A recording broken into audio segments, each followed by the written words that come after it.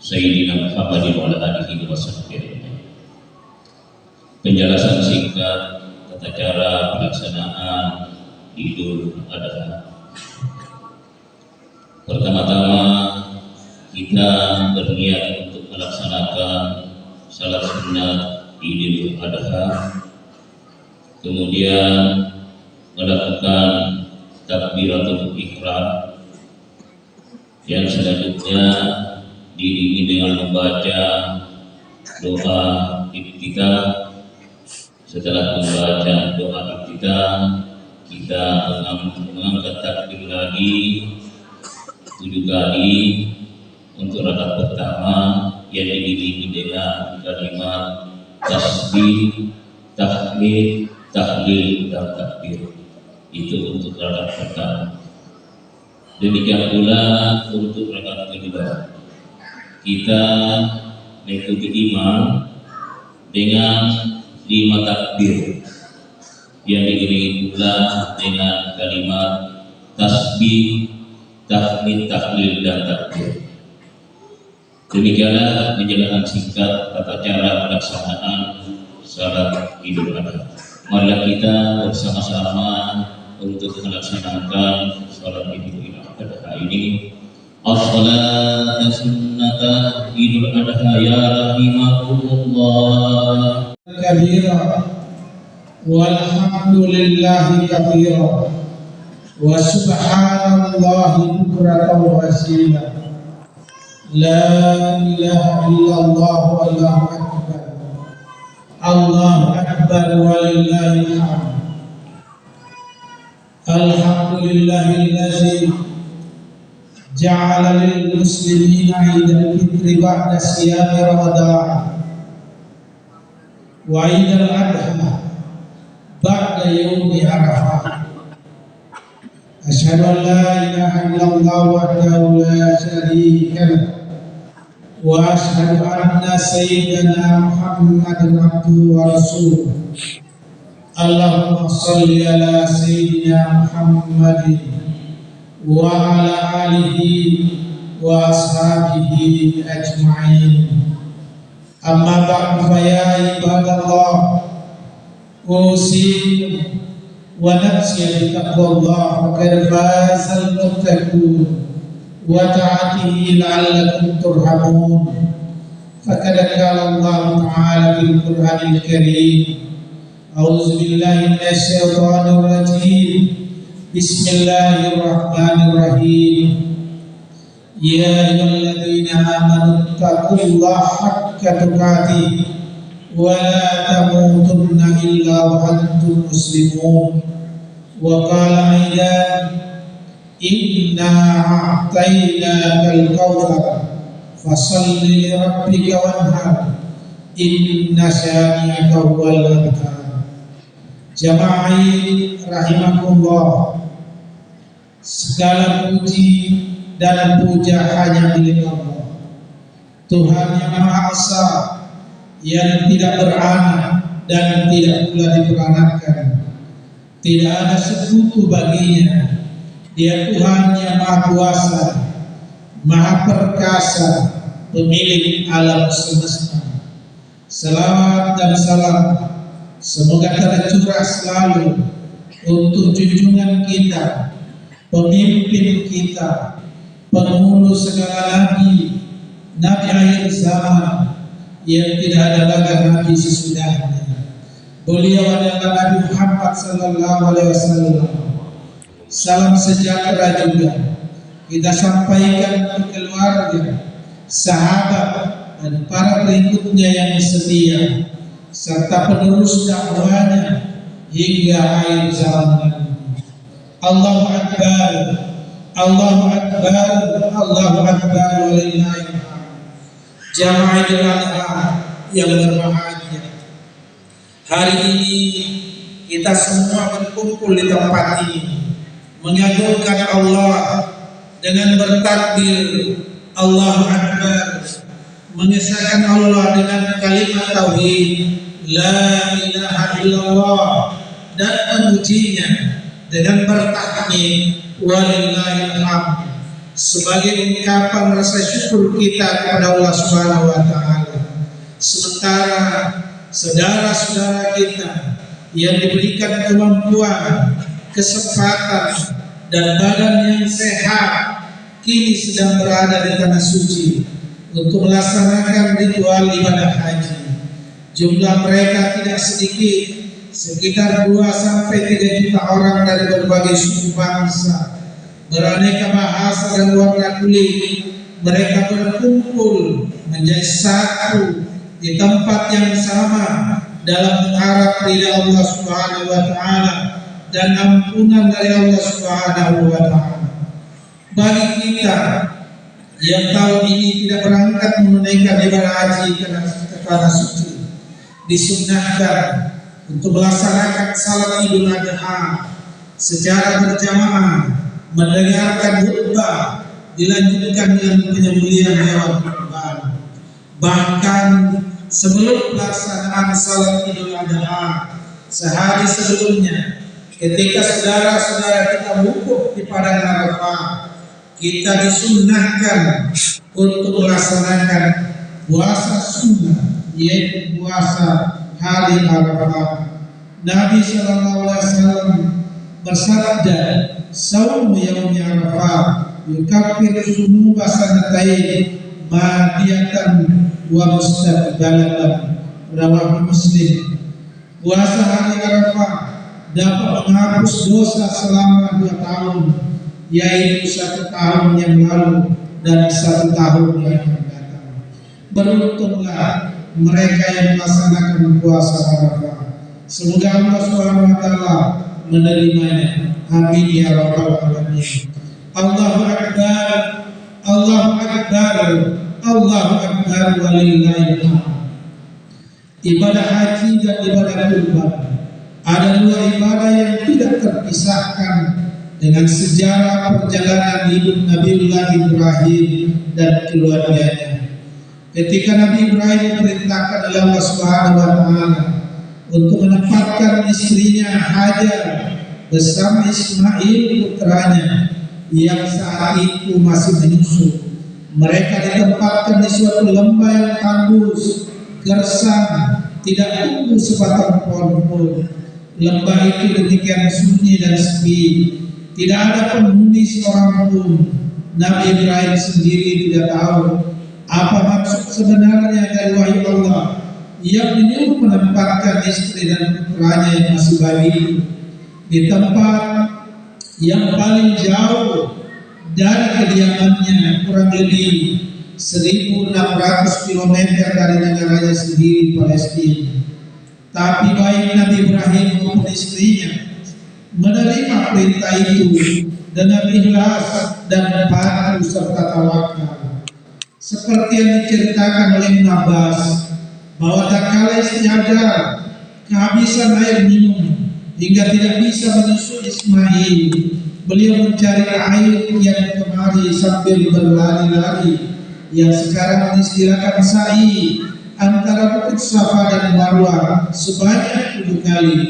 Tiba-tiba Allah Subhanahu wa taala mengutus malaikat Jibril membuat mata air, yaitu mata air Zam-Zam. Siti Hajar dan Ismail memperoleh sumber kehidupan. Lembah yang dulunya gersang itu mempunyai persediaan air yang melimpah-limpah.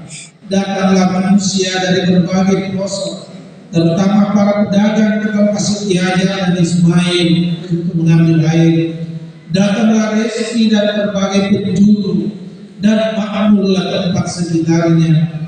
Akhirnya lembah itu hingga saat ini terkenal dengan kota Mekah, sebuah kota yang aman dan makmur berkat doa Nabi Ibrahim dan berkat kecakapan seorang ibu. Dan masyarakat kota Mekah mendapatkan sumber kehidupan. Kota Mekah menjadi kota yang aman makmur, sebagaimana dikisahkan oleh Allah dalam Al-Quran. Wa iz qala Ibrahim rabbi ja'al hadza baladan amina warzuq ahlahu minat thamarat man amana minhum billahi wal yawmil akhir. Yang artinya, ingatlah ketika Ibrahim berdoa, ya Tuhanku, jadikanlah negeri ini sebagai negeri yang aman sentosa. Berikanlah rezeki dari buah-buahan kepada penduduknya yang beriman di antara mereka kepada Allah dan hari akhirat. Jama'i rahimahullah, dari ayat tersebut kita memperoleh bukti yang jelas bahwa kota Makkah hingga saat ini memiliki kemakmuran yang melimpah. Jamaah haji dari seluruh penjuru dunia memperoleh fasilitas yang cukup selama melaksanakan ibadah haji maupun umrah. Allahu Akbar, Allahu Akbar, walillahil hamd. Dimensi lain yang terkait dengan kebesaran Nabi Ibrahim, yaitu pengorbanan ia tunjukkan kepada Allah melalui ketulusan dalam mengorbankan putra kesayangannya Ismail setelah melalui penantian yang cukup panjang dari keluarga ini. Kisah Nabi Ibrahim saat akan memberikan pesan moral. Nabi Ibrahim adalah simbol bagi manusia yang rela mengorbankan apa saja demi mendapatkan keridhaan Allah Subhanahu wa taala, rela menyembelih anaknya, bahkan rela mengorbankan diri dalam kobaran api. Setiap orang tentu memiliki kelemahan terhadap sesuatu yang dicintainya. Kelemahan Nabi Ibrahim terletak pada anak kesayangannya yang sudah lama didambakannya, dan dari sini pula dia kembali diuji berupa godaan setan. Tetapi Nabi Ibrahim lulus dari ujian itu. Ia secara tulus dan ikhlas mau mengorbankan putra kesayangannya. Ismail adalah simbol bagi sesuatu yang paling dicintai dan sekaligus berpotensi melemahkan dan menggoyahkan iman. Simbol bagi sesuatu yang dapat membuat kita enggan menerima tanggung jawab. Simbol bagi sesuatu yang dapat mengajak kita untuk berpikir subjektif dan berpendirian egois. Tegasnya, simbol bagi sesuatu yang dapat menyesatkan kita. Mari kita mengintrospeksi dan mengukur diri kita masing-masing. Seandainya kita adalah figur Nabi Ibrahim, sudahkah kita memperoleh iman setangguh beliau? Sudahkah kita menunjukkan pengorbanan iman ke jalan yang diridhai Allah Subhanahu wa taala? Jika kita misalnya berada di puncak karir, relakah kita mengorbankan segalanya demi mempertahankan prinsip-prinsip ajaran yang kita anut? Ismail, simbol bagi yang amat kita cintai, sudah barang tentu kita semua memiliki sesuatu yang kita cintai.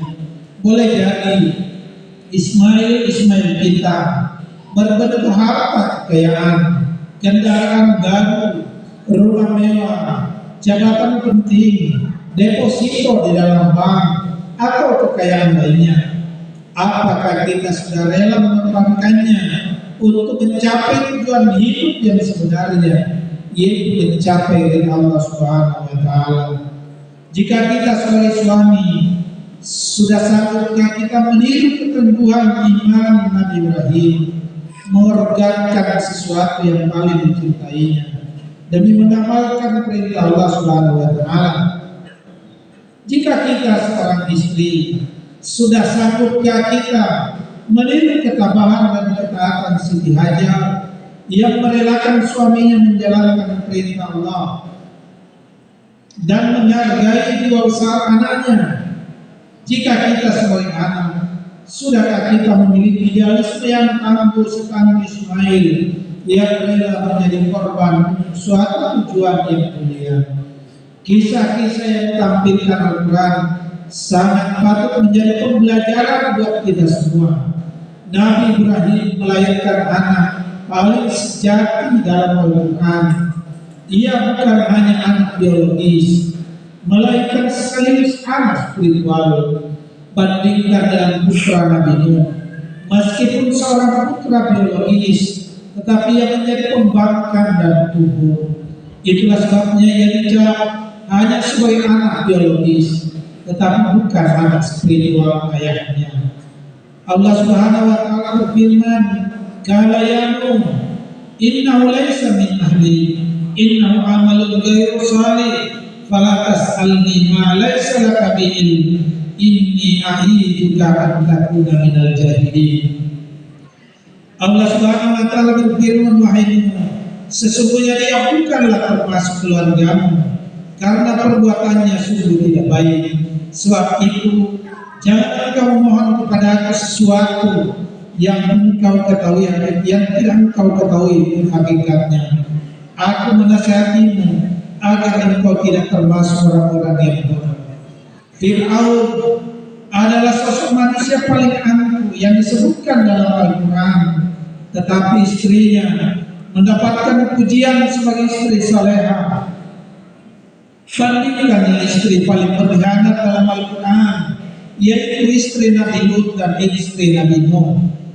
Ia merupakan pelajaran penting buat kita bahwa kehebatan dan kelemahan sosok figur dalam keluarga bukan jaminan bagi keluarga lainnya untuk melakukan hal yang sama. Di zaman sekarang ini, banyak keluarga yang hanya mampu melahirkan anak secara biologis, tetapi gagal memiliki anak secara spiritual. Fenomena seperti pergaulan bebas, pesta narkoba, perkelahian antar remaja atau pelajar, aksi kejahatan begal dan geng motor yang banyak melibatkan generasi merupakan bukti kegagalan keluarga. Semoga anak keluarga keturunan kita tidak hanya menjadi anak keturunan biologis tetapi sekaligus sebagai anak spiritual kita. Semoga istri atau suami kita bukan hanya istri suami biologis kita, melainkan sekaligus istri atau suami spiritual kita. Hari raya Idul Adha juga momentum baik untuk mempersiapkan generasi milenium, yaitu generasi yang betul-betul terpilih atau umat pilihan khairul ummah menurut istilah Al-Quran. Al-Quran memberikan warning bagi kita agar tidak meninggalkan generasi lemah dan tidak punya saing. Wal yakhshal ladzina law taraku min alfihim dzurriyyatan dhiyafah. Dan hendaklah takut kepada Allah orang-orang yang seandainya meninggalkan di belakang mereka generasi yang lemah. Sebaliknya, Al-Quran memberikan dorongan untuk mempersiapkan generasi yang betul-betul profesional, memiliki kemampuan kompetitif yang handal, generasi yang kuat dan terpercaya, sebagaimana dilukiskan dalam Al-Quran. Inna khaira man istajabal qawiyul amin.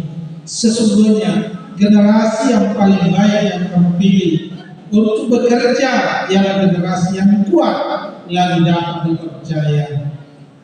Generasi al-qawiyul amin menurut ulama tafsir, generasi yang sehat jasmani dan rohani, memiliki berbagai kecerdasan, keterampilan dan keunggulan, di samping kejujuran dan amanah. Demikian generasi milenium ketiga, generasi qawiyul amin, yaitu generasi yang tangguh terpercaya. Prasyarat untuk mendapatkan umat ideal ialah terbentuknya pribadi-pribadi yang utuh, keluarga-keluarga yang tangguh, sebagai cikal bakal terbentuknya umat yang tangguh. Sulit membayangkan umat yang ideal tanpa pribadi utuh dan keluarga sakinah. Itulah sebabnya Al-Quran dan hadis lebih banyak berbicara tentang pembentukan pribadi dan keluarga, bukan hanya bicara tentang masyarakat dan negara. Keluarga sakinah sebagai cikal bakal umat dan warga bangsa yang ideal, yang merupakan obsesi Al-Quran. Dari uraian di atas dapat kita ambil pelajaran bahwa dengan meneladani Nabi Ibrahim alaihissalam dan keluarganya, serta mengambil hikmah dalam ibadah haji dan ibadah kurban, menuntut kita untuk selalu berusaha memperbaiki diri dan keluarga demi terwujudnya pribadi dan keluarga yang makmur.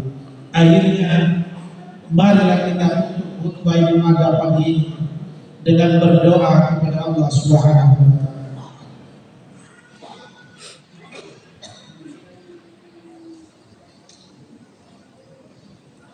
Alhamdulillahirabbil alamin.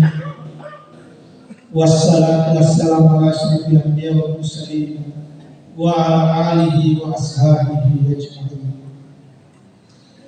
Allahumma ighfir lil muslimina wal muslimat wal mu'minina wal mu'minat alladzina minhum wal amwat. Allahumma a'izzal islam wal muslimin wa azil syirkal wal musyrikin wansur ibadakal muwahhidin wansur man nasara ad-din wahzul man azal muslimin wa dammir a'da'ad-din wa'li kalimataka ila yaumiddin.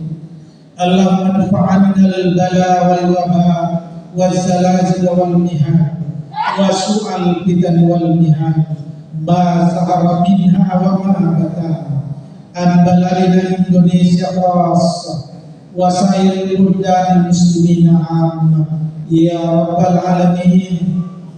Allahumma ansurna fa innaka khairun nasirin waftah lana fa innaka khairul fatihin waghfir lana fa innaka khairul ghafirin warhamna fa innaka khairur rahimin warzuqna fa innaka khairur raziqin wahdina wa najjina minal qaumil kafirin. Allahumma ij'alhum hajjan mabrura wa sa'yan masrura wa zamban maghfura wa tijaratan lan tabur. Rabbana atina fid dunya hasanah wa fil akhirati hasanah wa qina azabannar. Subhanaka rabbana rabbul izzati amma yasifun wa salamun alal mursalin walhamdulillahi rabbil alamin. Wassalamualaikum warahmatullahi wabarakatuh.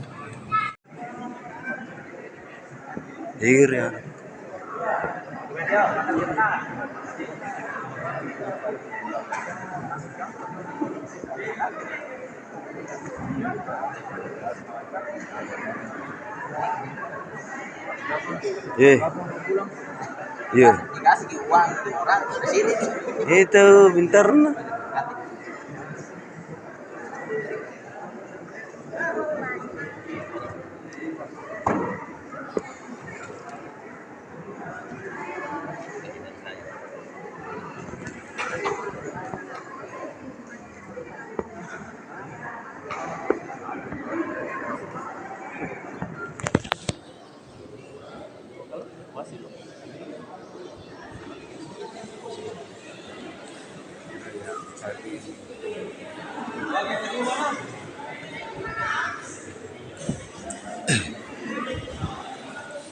Weh.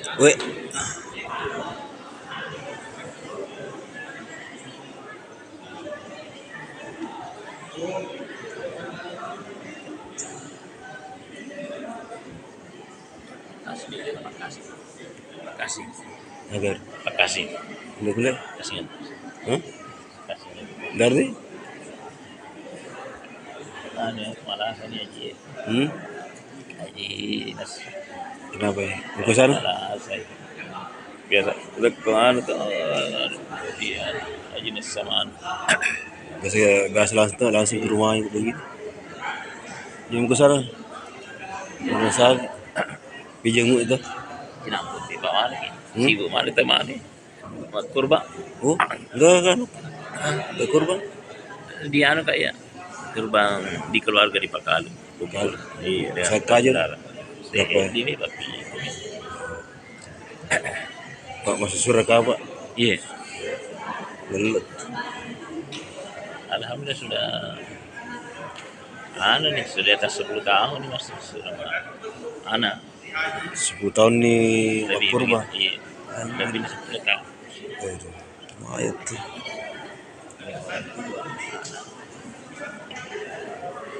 Ya itu juga. Oh, Iro Asalnya saudara, istri, anak. Anak-anak, saudara, anak, mertua, Oh, ya, ipar.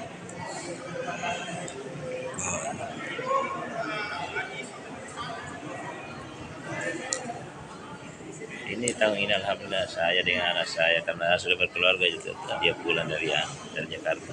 iya. Dia juga kemanakan. Sudah dia punya anak yang beristilah sidra.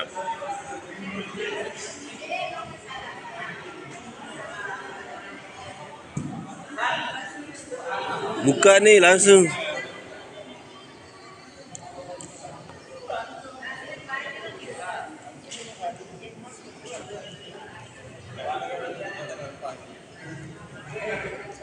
Mantap, mantap, mantap. Pak Lurah, bapaknya.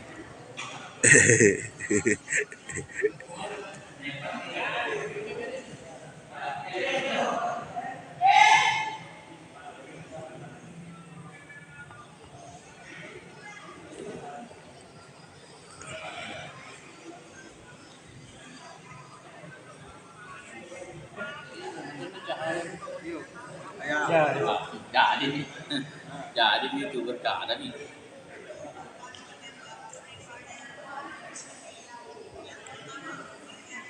Oke.